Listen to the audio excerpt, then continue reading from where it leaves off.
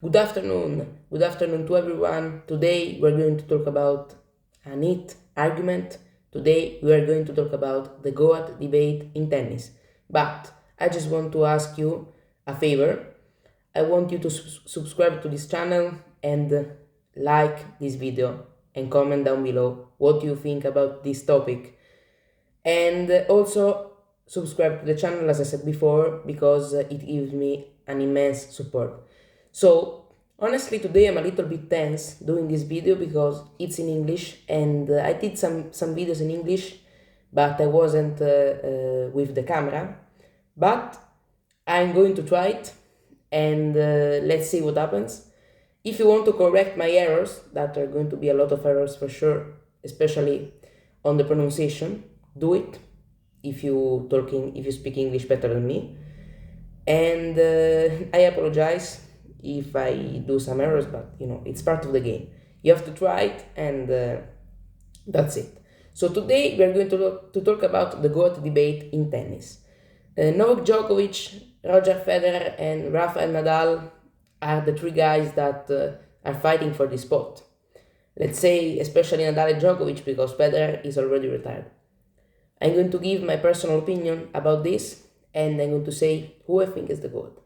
First of all, there are some people, not a lot, but some people think, some of my friends also think this, that the GOAT can't be, you can't say that someone is the GOAT because you can only talk about the era where they played. For example, you can't compare Rod Laver with Djokovic. Some people think this. Honestly, it makes sense, but you know that this debate brings a lot of headlines to the journalists, so they do it for this reason, of course, and I think it's very, very strategic and it's right, it's fair. There aren't any problems with this, and you can say that I'm doing it for headlines and for views. Maybe it's even true, but honestly, I just want to talk about this argument with you, this topic with you, and we are going to start with Djokovic, Federer, Nadal, of course, and so I will talk about the recent year, let's say from the last 3-4 years. Federer hasn't been successful anymore. He hasn't even played except from 2019. Federer has been struggling a lot with injuries in the last 3 seasons where he played tennis, 2020, 2021 and 22. He played only 6 matches if I'm not mistaken in 2020, all of them Australian Open. And they played something like 13 matches in 2021 and he played only 1 match in 2022. So Federer has been struggling a lot with knee injuries, knee surgeries, so he hasn't played a lot and he decided to retire for the injuries and also because he was getting old, because we don't have to forget that Roger retired at 41 years old. And I think that Federer was at the same time lucky and unlucky to be born 5 years before Djokovic and Nadal, because it gives you the advantage to be a step ahead from everyone in the first 5 or 6 years of your career, like Roger did from 2003 to 2000, let's say 8, 7, because in 2008 Nadal dethroned him at Wimbledon. And but it can also not be a good thing in the years where you are in your early 30s and the other two guys are at their prime. So like it happened in 2011, 2012, 2013, these years. It wasn't. I think that Federer, I don't know what he would have done if he had been 5 or 6 years younger, but it doesn't matter. Like Nadal says, if doesn't exist. So we're not going to talk about it. We're just going to talk about Federer's incredible stats, incredible achievements. Federer won 20 Grand Slams, which is incredible. He's not the player with the most slams, and that is even surreal. And honestly, I think that the best thing that Roger did for tennis, it was to enter a new chapter in tennis. So we went for 7 volleys to players from the baseline. So it was like a generational player, a player that changed the style of tennis, and I think it was the biggest thing that Roger did, because we have to think that Federer isn't from the same era of Djokovic and Nadal. I mean, he's only 5 years older, but isn't probably from the same era. I think that we can put Federer in the era of players born from 1978 to 1983, 4, and Nadal and Djokovic from 1985 onwards until 1990, let's say. So they aren't from the same era, I think, from my point of view, but on the other hand, they are from the same era. Let's explain it better because I explained it very bad. I think that yes, they played a lot of matches against each other, but the difference of the years gave Djokovic Djokovic and Nadal the advantage in the last years, especially to Djokovic, and in the first years Federer was leading. Not against Nadal, because Nadal has a game style that creates problems to Roger, because on the left side he has his forehand that is very high, very spinny, and Federer just can't control it very well with his backhand. Not because the backhand is so weak, but because one-handed backhand struggles a lot with high balls, and we know that especially on clay, Nadal's forehand jumps very high with a lot of spin, so it creates a lot of damage to all the players that are one-handed backhands. It's not a coincidence that Nadal leads the head-to-head against Gasquet 18-0, and Gasquet has a one-handed backhand, of course. So I think that, as I said before, Federer had the advantage in the first years, especially against Novak. He was leading, I don't know how much he was leading, but he was leading with a big margin. So I believe that Federer had advantage in the first years, and in the last years he had disadvantage. So if we talk about Federer, he has been world number one for more than 300 weeks, more than Nadal, less than Djokovic. He won 6 NATO ATP finals, he won 20 Grand Slams, he won 103 titles, second of all time in this category. Novak is 4th and Rafa is 5th. Then there is Lendl at 94 and Jimmy Connors at 109. So there are a lot of titles.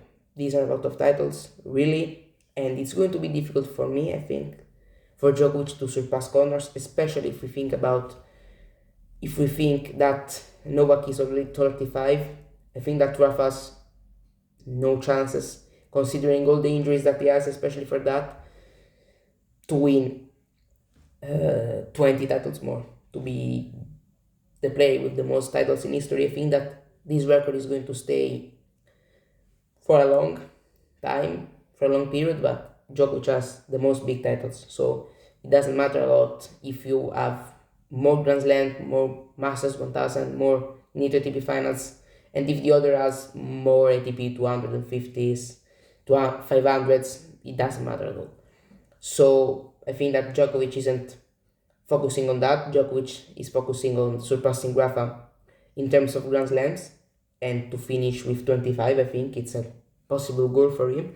But we also have to think about that when you are this old, I think, in terms of being an athlete, because 35 is not old for a normal person, you have to think that you can have a downfall even in 3 months, like Nadal had, for example.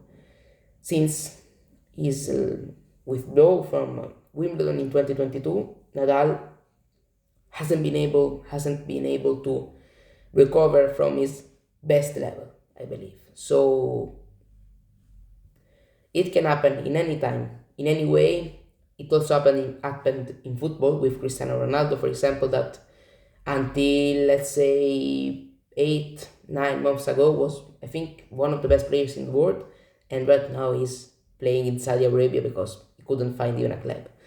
So it can happen all very fast. So I wouldn't be even that surprised if Nadal and Djokovic don't win a slam anymore, because the next slam is in 4 months. No one knows what is going to happen, especially at this age.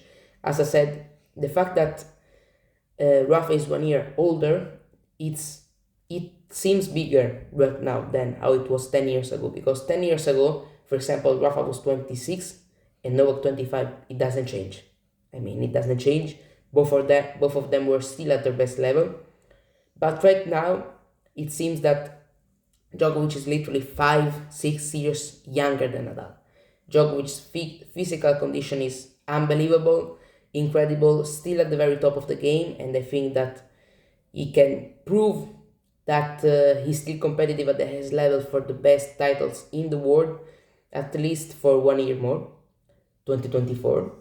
Nadal is, honestly, it's a big question mark, Nadal. We will have to see what he does in this clay court season. He will come back most probably at Monte Carlo, and we will see what he does. He will be out from the top 10, probably, or sure, I think. If math is not wrong, Nadal is going to drop out from the top 10 after 900 and I don't even know how many weeks. And I think that Nadal is struggling a lot with physical condition, and especially that age. Age will affect you at some point. I know that there are some athletes that were affected from age at 39, 40. I know that Federer played at the highest level until 38, and Nadal is still 36, so he would have potentially 2 more years. But I think that Federer's style is better, is more suitable for players that are older, because Federer's style is more offensive than Nadal's. I know that Nadal's serve is getting better in the last years, but he will never be a 20 plus aces serve per match. It will never be like this, because that's it. He can hit some aces, he can be more offensive, but I think that Nadal's style isn't good for a player that is 36. Federer's style is way better when you are 37, 38, like Federer. Federer didn't win a slam after 36, but he still reached a Wimbledon final 37, nearly 38. This is an incredible achievement. He won a Masters 1000 at 37. He won 5 titles in 2019, the year where he was 37, 38 years old. So I actually think that Roger had, and that's the best style when you are 35 years old or older. His conditions was better than Nadal's, I think. Federer, until these knee surgeries that were nearly inevitable, because when you play at this level, when you play more than 1,500 matches in 20 years at the professional level in tennis, it's very tough that you don't have serious injuries. So I think that this is going to be inevitable for everyone to have physical problems at some point. That's just what I think, and we will see what happens with Novak. We talked about Roger. Now let's talk about Novak. Novak has been the best player in the world this year, but it only started right now. Let's see what he does. He has some chances to do the Grand Slam, the calendar Grand Slam, but it's difficult, I think. As I said before, if he plays a full season, that he won't, because he will miss Indian Wells and Miami. If he plays a full season, but he will be able to play US Open in September. If he plays a full season, I think that he's going to be tired at the US Open. So I think that in the first 3 slams, he may have won all 3 of them. But the 4th slam seems difficult. I think that he has to skip some tournaments in clay. Maybe he has to decide to play either Madrid or Rome, because now they're both going to be nearly slams. They're going to be 12 days, if I'm not mistaken. And if you play 7 days at Monte Carlo, Belgrade, and 12 days at Madrid, 12 days in Rome, and then Roland Garros that are 14 days, is too much. So the same thing for Nadal. They have to decide to cut one out between Madrid and Rome, and I think that the best choice is to cut out Madrid, because it doesn't look like Roland Garros. The tournament that is more similar to Roland Garros is Rome, so I think that they're going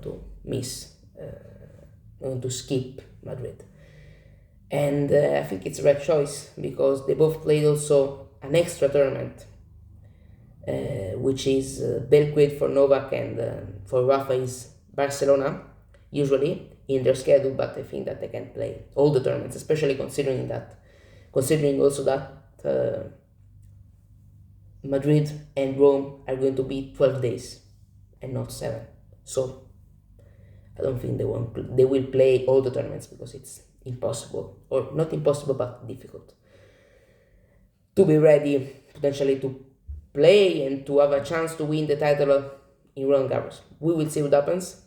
But Novak for Wimbledon is the super favorite because he's the heavy favorite because he won the last 4 editions of Wimbledon, and he's nearly unbeatable on grass because he also doesn't have any rivals that can really be a serious danger for him. I know that Berrettini is very good on grass. Also, Nadal is very good on grass. If he's going to play, because my prediction is that he's going to retire after Roland Garros, potentially with a win. If you see my top 10 predictions of 2023, I put Nadal out. And in the comments someone said, why you put Nadal out? And I said to him, because I think that he's going to retire. And for how he's playing right now, most probably he's going to be out from the top 10. Because he still has 2,000 points to defend in Roland Garros, which is a lot. And we will see what happens with Nadal, honestly.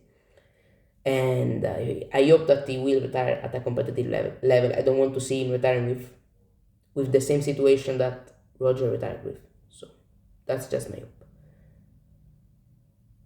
And now let's just see what happens. Wimbledon. I was saying that Novak has no big opponents in Wimbledon. I know that there is Kyrgios, but Kyrgios is crazy. He arrived at the Wimbledon final playing 5 matches, none of them against a really, really top player on grass. And I know that he played against Tsitsipas, but I don't consider Tsitsipas a top player on grass. He played against Garin in quarterfinals, which is lucky, considering a quarterfinal. I mean, Garin is not a bad player at all, but he is not even a player that you expect to find in a quarterfinal of Wimbledon, and then he had to face Nadal. But Nadal was injured. I think that everyone knows that there were big chances that Nadal was going to win but as I said many times, and as Rafa said many times, if doesn't exist. So even if Kyrgios gets to the final, I think that Novak will beat him. But he could be a serious threat for Novak, talking about Kyrgios, if they face in second, third, fourth round. But before the after third and fourth round, it's not a big threat for Novak. And apart from these opponents, who can really win against Novak at Wimbledon? Novak himself can lose or an injury, but with this, even with injuries, Australian Open 2023, Australian Open 2021, I think that, I don't know, it seems difficult to me that Novak won a slam with a tear in the abdominal that were 2 centimeters long, It seems difficult. Nadal had to retire from the same reason, with a tear that was 7 millimeters, and also a 3 centimeter tear in his leg this year's Australian Open. It seems difficult to me. To be honest, I think that Novak is a sportsman, is a great person, but it seems difficult to me. And then if you talk about the US Open, every year is the slam where you don't know who wins. So it's the unexpected one. Who has the edge right now with the GOAT debate? I believe that right now Djokovic has the advantage, and I think that Djokovic is going to end with the biggest amount of slams between everyone. And we will see what happens. My prediction is that Novak is going to win 2 slams more, Rafa is going to end up at 22, and Roger already ended up at 20. So for me right now, Novak Djokovic is the GOAT. Let's see if Rafa Nadal is going to turn the tables around. Who knows? Everything can happen. The future is strange, the future is unexpected, but as I said, it seems difficult. Let's see what happens, and I'm sorry if the video wasn't incredibly good in talking about how I spoke during the video, but I tried my best. I think it's already acceptable. Give your thoughts in the comments down below, also of my English. If I did some big errors, correct me please. I won't be angry about that. If you want to correct me, that was wrong, you can say it. There are no problems. You will help me, and I will be more happy. So subscribe to the channel, and let's see in another video. Ciao.